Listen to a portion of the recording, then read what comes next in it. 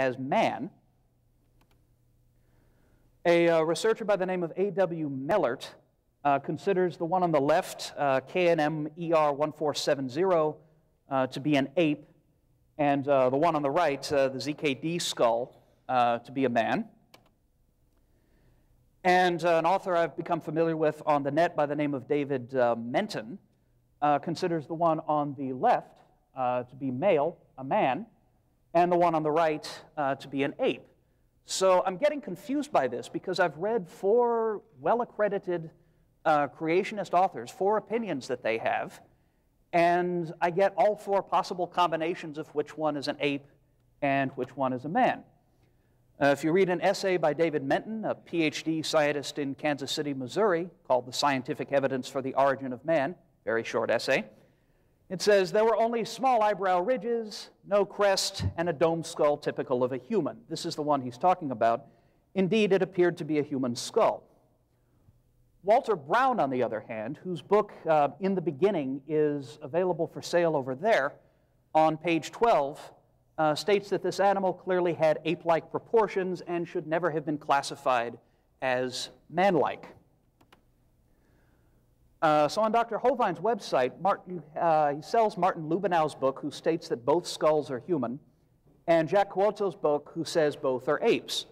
Now, I certainly believe in not exposing people to fraudulent information, but the problem is either that one's incorrect, or that one's incorrect, or both of them are incorrect. At least one of these must contain false information and therefore should not be placed into school libraries or used as discussion material in accordance with this law in Arkansas that they're trying to get passed.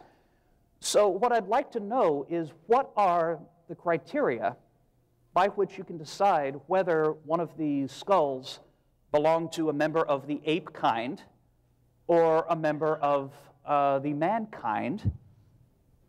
And what I'll do is, I'm going to unclip this for a moment. I'll move these over here to your table, because I'd like, Dr. Hovind, if at all possible, that you show me exactly what features there are that enable us to say that such and such a fossil is an ape, or that such and such is a man, because I've been getting different answers from different respected and credentialed writers in the scientific creation field. I would very much like to know what I should be teaching to my students when they ask about this. They're a pretty smart crew. They've heard of these skulls before. So I thank you very much. In just a minute, I'll bring these over to your table. All right. The Bible says we are made in God's image. The textbooks teach the kids, this is Grandpa, or something similar to this. We came from an ape-like ancestor. So what is the truth about the cavemen? Can an ape-like creature turn to a human? Okay. Well, I guess that depends on what you mean by caveman. Okay, there are many people who live in caves. Okay, Lot and his daughter lived in caves. Joshua hid the 5 kings hid in a cave. Osama bin Laden's the world's most wanted caveman right now. Every one of the so-called cavemen that is mentioned in the books has been demonstrated to be wrong. Nebraska man, for instance, built from one tooth, okay, later found to be the tooth of a pig.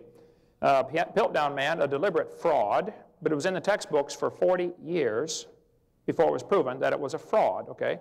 Over 500 papers, some PhD papers even, were written, dissertations on the Piltdown man, and it was a deliberate lie.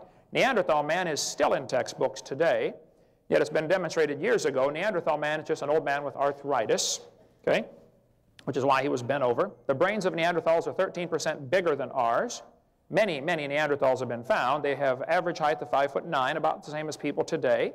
Dr. Cuozzo, who's a friend of mine and is a dentist and had been studying what you said for 30-some years on the growth of the human face, did a great study on this.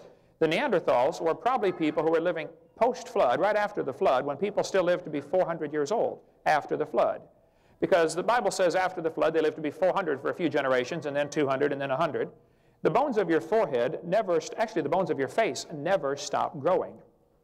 And so the Neanderthals are probably post-flood people who are living to be 200 or 300 years old. I don't know. But they certainly are not subhuman. Their brain capacity is bigger than ours, okay? And the eyebrow ridge is simply an indication of great age, probably several hundred years old. Cro-Magnon man, modern in every respect. Australopithecus africanus is still in textbooks today as used as evidence for evolution. Yet in 1973, it was demonstrated it could not possibly be evidence for evolution. Australopithecus afarensis, better known as Lucy, is in textbooks today. Lucy was 3 feet tall, found by Donald Johansen in 1974, Hadar Valley, Ethiopia. He said Lucy's becoming a human, particularly because of the knee joint. Well, the fact is there's quite a bit of controversy about that knee joint, and that knee joint, the one that was labeled Lucy's knee in National Geographic was not Lucy's knee. Yeah, that one was found 1.5 miles away. So you need to get Tom Willis's website from csama.org, Creation Science Association of Mid-America in Kansas City, to get information about Lucy's knee joint. The femur was angled, and that was his evidence it's becoming a human. Well, the fact is monkeys that climb trees have angled femurs. Monkeys that walk on the ground have a straight femur. So it's not evidence. The way they word it in the textbooks, though, is deceitful. It will say it has ape-like features. You've all got hair. That's an ape-like feature. So's my dog, okay? They say Lucy's knee was slightly bigger than a regular ape. Doesn't prove a thing, okay? The bones of a Clydesdale are slightly bigger than a regular horse, okay? Doesn't prove it's becoming a truck. St. Louis Zoo has human feet on their wax figure of Lucy at the St. Louis Zoo. It's up there today. Not one foot bone was found, and every other Australopithecine that has been found had curled toes. They were knuckle walkers. But the zoo director, Bruce Carr, was told about this. He said, look, what you have up here is a complete misrepresentation. It's a lie. He said, zoo officials have no plans to knuckle under. We cannot be updating every exhibit based on every new piece of evidence. We look at the overall exhibit and the impression it creates. We think the overall impression this exhibit creates is correct. In other words, Bruce is saying it's okay to lie to students that come to our zoo because we think the impression that man evolved from an ape-like ancestor is right. Therefore, even though our statue's a lie, we're going to keep it up here because of the impression it gives to the kids. Now, that guy ought to find an honest job picking peaches, and somebody in Missouri ought to help him. He does no business being involved in lying to kids. Charles Oxnard spent 16 years studying every single bone of Lucy with the computer multivariate analysis. He said, Lucy is not a missing link. It's just an unusual monkey, that's all. And there might be some still alive today. So Lucy is not a missing link. Peking man, all evidence disappeared, but that was used as evidence for evolution for many years. And yet, Peking man, what it amounted to was a bunch of monkey skulls that were smashed, found in a cave, and human tools found with them. So some brilliant guy in a government grant said, wow, these monkeys are learning to use tools. Hello, somebody's using the tools on the monkeys, you know. Some people like to eat monkey brains, watch Indiana Jones, okay? They hid the fact that they found 10 human skulls, 10 human remains in the same cave. In the textbooks today is Homo erectus, which you referred to earlier, used to be called Java man, then changed the name to Pithecanthropus erectus, and now called Homo erectus, all the same creature. This was found, made from a few scraps of bone, in 1891 in Java, Indonesia, why it was called the Java man, by a Dutch anatomist, Dr. Dubois. He had gone to Indonesia to look for missing links. He loved the evolution theory. He believed in evolution very strongly, so he's not an unbiased observer, okay? He went to Indonesia to try to find a missing link. What he found was an ape's skull cap, 3 human teeth, and a thigh bone, which he found a year later 50 feet away, and it was obviously from a human, and he informed the world he had found the missing link. He hid the fact that he found a human skull in the same area, two human skulls in the same area. He put those skulls under his bed, under the floorboards, under his house. Kind of like Edgar Allan Poe, you know, the telltale heart.